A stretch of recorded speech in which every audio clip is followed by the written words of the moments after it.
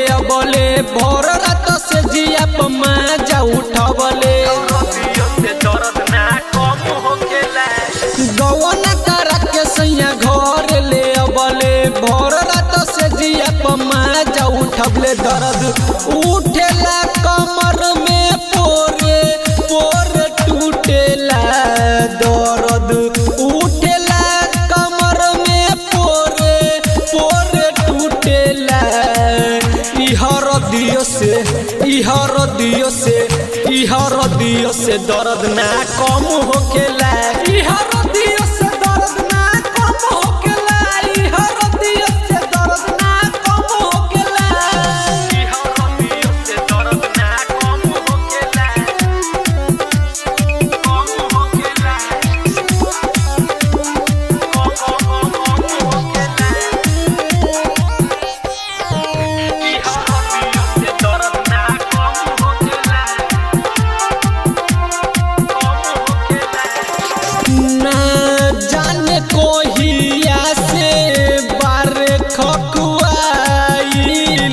टूट गइल चोली के सियन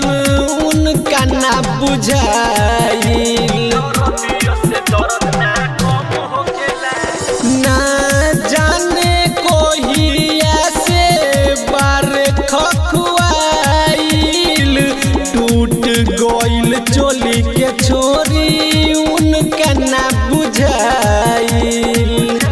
कि रात भर दिहले कि रात भर दिहले मुआई दर्द जोर होकेला इहर दियो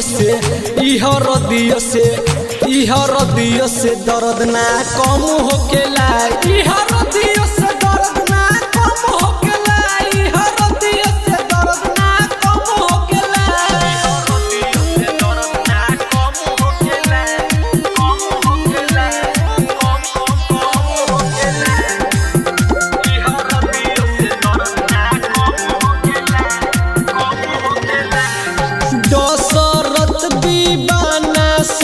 कुछो ना बुझात बा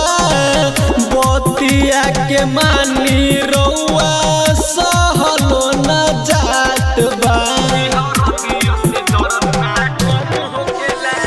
दशरथ दीवाना सैया कुछो ना बुझात बा बतिया के मानी रउआ सहलो न जात बा